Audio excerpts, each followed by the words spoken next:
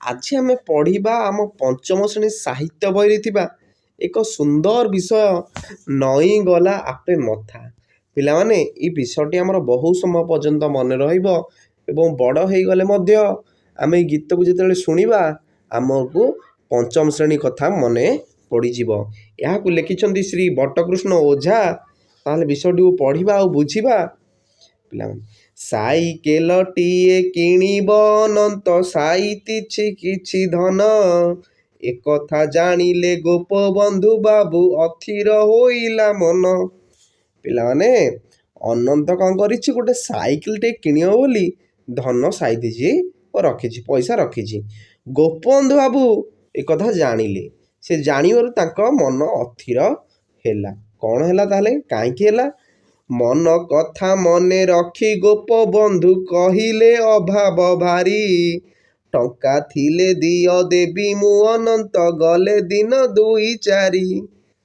ହେଲା, ଗୋପବନ୍ଧୁ କ'ଣ କହୁଛନ୍ତି, ତାଙ୍କ ମନ କ'ଣ ପାଇଁ ଅଥିର ହେଉଛି? କାରଣ କହିଲେ ମୋର ଅଭାବ ଭାରି, ଯଦି ତମ ପାଖରେ କିଛି ଟଙ୍କା ଅଛି ଅନନ୍ତ ମୋତେ ଦେଇଥାଅ, ମୁଁ 2 ଦିନ କିମ୍ବା 4 ଦିନରେ ତମକୁ ଫେରେଇ ଦେବି। ତାପରେ କ'ଣ ହେଲା ପିଲାମାନେ? ଟଙ୍କା ଥଳି ଆଣି ଥୋଇଲେ ଅନନ୍ତ ଦାସେ ଆପଣଙ୍କ ପାଶେ, ହାତେ ଧରି ଥଳି ଚାହିଁଲେ ନିମିଷେ ଦୁଃଖ ମିଶା ଦର ହାସେ। ପିଲାମାନେ ଟଙ୍କା ଥଳି ଆଣି କିଏ ଥୋଇଲେ? ଅନନ୍ତ। ଅନନ୍ତ ଆଣିକି ଦାସେ ମାନେ ଗୋପବନ୍ଧୁ ଦାସ, ହେଲା ତାଙ୍କୁ ଦାସେ କୁହାଯାଇଛି। ହେଲା, ତାଙ୍କ ପାଖରେ ଆଣିକି ଥୋଇଲେ। ହେଲା, ଏବଂ ଥଳିକି ଧରିକି ଟଙ୍କା ଥଳିକି ଧରିକି, ହେଲା ତାଙ୍କ ମନରେ ଯେଉଁ ଦୁଃଖ ଥିଲା, କିଏ? ଅନନ୍ତଙ୍କର, ମୁଁ ଗୋଟେ ସାଇକେଲଟେ କିଣିବି, ସେଟା ଦୁଃଖରେ ପରିଣତ ହୋଇଗଲା। ଅଳ୍ପ ଟିକେ ଅଧା ହସୁଛନ୍ତି। 4 ଦିନ ଯାଇ 4 ମାସ ଗଲା, ବରଷେ ବି ଗଲା ପୁରୀ, ଗୋପବନ୍ଧୁ ବାବୁ ଦେଲେ ନାହିଁ ଟଙ୍କା, ଅନନ୍ତ ହୋଇଲେ ଝୁରି। ପିଲାମାନେ 4 ଦିନରେ କହିଥିଲେ ଗୋପବନ୍ଧୁ ଫେରେଇ ଦେବେ, କିନ୍ତୁ 4 ଦିନ କ'ଣ, 4 ମାସ ଗଲାଣି, ତାପରେ ବର୍ଷେ ବି ଗଲାଣି, ଗୋପବନ୍ଧୁ ଆଉ ଟଙ୍କା ଦେଲେନି। ଅନନ୍ତ ସାଇକେଲଟିଏ କିଣିବା ପାଇଁ ତାଙ୍କୁ ଝୁରି ହେଉଛନ୍ତି। ତାହେଲେ ଗୋପବନ୍ଧୁ ଏଡ଼େ ବଡ଼ ଲୋକ ଟଙ୍କା କାହିଁକି ଦେଲେନି କି ପିଲାମାନେ? ଦୂର ଗାଁ ବାଟ କିପରି ଯିବୁ ମୁଁ ଦୁଃଖରେ ବସିଲେ ଭାଳି, ବହୁତ ଦିନରୁ ଥକି ପଡ଼ିଲିଣି ପାଦରେ ମୁଁ ଚାଲି ଚାଲି। ଅନନ୍ତ କହୁଛନ୍ତି, ମୁଁ ସାଇକେଲଟିଏ କିଣିଥିଲେ ଦୂର ବାଟକୁ ଯାଇପାରିଥାନ୍ତି, ହେଲା ବର୍ତ୍ତମାନ ମୁଁ ଚାଲି ଚାଲି ପାଦରେ ବହୁତ ଥକି ପଡ଼ିଲିଣି। ସାଇକେଲ ହେଲେ ସହଜ ସହଳ ବହୁତ ପାରନ୍ତି ବୁଲି, ଟଙ୍କା ନେଇ ସେ ତ ଫେରାଇ ଦିଅନ୍ତି ମୋ କଥା କି ଗଲେ ଭୁଲି। ଯଦି ସାଇକେଲଟିଏ ମୋର ଥାଆନ୍ତା, ମୁଁ ସହଳ ଜଲ୍ଦି ଜଲ୍ଦି ଏବଂ ସହଜ ହିସାବରେ ବହୁତ ବାଟ ବୁଲି ପାରନ୍ତି। ଗୋପବନ୍ଧୁ ତ ସବୁବେଳେ ଟଙ୍କା ନେଇକି ଫେରେଇ ଦିଅନ୍ତି, ଏଥର କ'ଣ ଫେରେଇ ନାହାନ୍ତି? ମୋ କଥା ସେ ଭୁଲିଗଲେ କି? ଭାବି ଭାବି ଦିନ ବେଳ କାଳ ଉଣ୍ଡି କହିଲେ ମନର କଥା, ଗୋପବନ୍ଧୁ ବାବୁ ହସିଲେ ଅଳପ ତଳକୁ ନୁଆଇଁ ମଥା। ହେଲା, ଭାବି ଭାବି ଦିନେ କ'ଣ କଲେ, ସାହସ କରିକି କ'ଣ ଗୋପବନ୍ଧୁ ବାବୁ କହିଲେ ପଇସା ମୋର ଫେରେଇ ଦିଅ।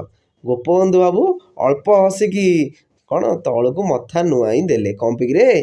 ତୁମ ଟଙ୍କା କଥା ଅଛି ମୋର ମନେ, ଦେଇ ନାହିଁ ଜାଣି ଜାଣି, କଥା ଯଦି ମୋର ରଖିବ ଅନନ୍ତ ଏଇ କ୍ଷଣି ଦେବି ଆଣି।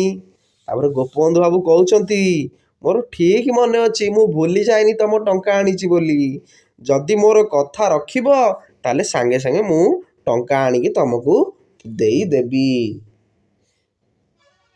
ବରଷା ବଢ଼ିଲେ ଘର ଘର ବୁଲି ଅପନ୍ତରା ବାଟ ଦେଇ, ପାଦେ ଚାଲି ଚାଲି ଭୋକିଲା ଲୋକର ଖବର ଫେରୁଛ ନେଇ।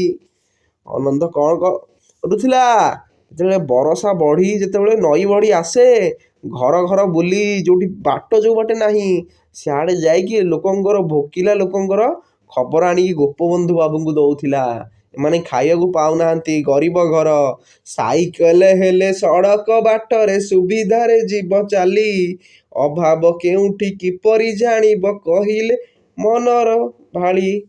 ତାହେଲେ ପିଲାମାନେ ଏଠି ଗୋପବନ୍ଧୁ ବାବୁ କହୁଛି ଯେ ତମର ସାଇକେଲଟି ହବ, ତ ତମେ କ'ଣ ପୁରା ସିଧା ସଡ଼କରେ ଚାଲିଯିବ। କାହାର କ'ଣ ଅଭାବ ତମେ ଜାଣିପାରିବ କି? ନାଇଁ, ଜାଣିପାରିବ ନାହିଁ। ପାଣି କାଦୁଅରେ ଆଉ କି ପଶିବ, ଦେଖିବ ଦୁଃଖୀର ମୁହଁ। ବରଷା ବଢ଼ିରେ କିଏ ପୋଛିଦେବ ଆକୁଳ ଆଖିର ଲୁହ।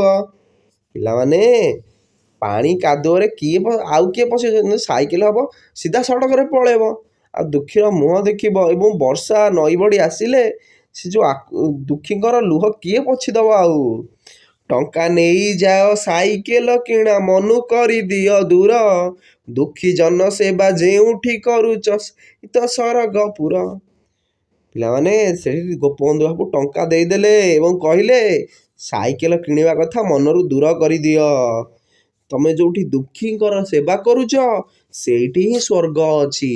ସ୍ୱର୍ଗ କେଉଁ ଆକାଶରେ ନାହିଁ କି ପାତାଳରେ ନାହିଁ। ସ୍ୱର୍ଗ କେଉଁଠି ଅଛି? ଯେଉଁଠି ଆମେ ଦୁଃଖୀ ଲୋକଙ୍କୁ ସେବା କରୁଛେ।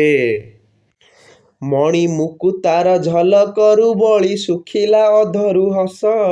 ସେ ହସରୁ ଝରେ ସରଗ ସୁଷମା, ଦେବତା ହୁଅନ୍ତି ବଶ। ହେଲା, ସେ ଏକଥା ଶୁଣି ଗୋପବନ୍ଧୁଙ୍କ ମୁଖରୁ ଅନନ୍ତ ଏଥର କ'ଣ ହସିଲେ, ଏବଂ ସେ ହସରେ ଯେମିତି ତାଙ୍କର ସ୍ୱର୍ଗ ଥିଲା। ହେଲା, ସମସ୍ତେ ଦେବତା ହୁଅନ୍ତି ମଧ୍ୟ ଏଥିରେ ଖୁସି। ସରମରେ ସଢ଼ି ବୁଝିଲେ ଅନନ୍ତ ତାଙ୍କ ମରମର କଥା। ଦାସେ ଆପଣଙ୍କ ଚରଣ ଯୁଗଳେ, ନଇଁଗଲା ଆପେ ମଥା। ଗୋପବନ୍ଧୁଙ୍କର ଏ ଚିନ୍ତାଧାରା ଦେଖି ତାଙ୍କ ମଥା ତାଙ୍କ ଗୋଡ଼ ତଳେ ଆପେ ଆପେ ନଇଁଗଲା।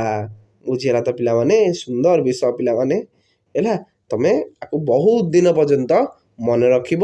ଧନ୍ୟବାଦ ପିଲାମାନେ, ସାଙ୍ଗମାନଙ୍କ ପାଖକୁ ସେୟାର କରିଦେବ।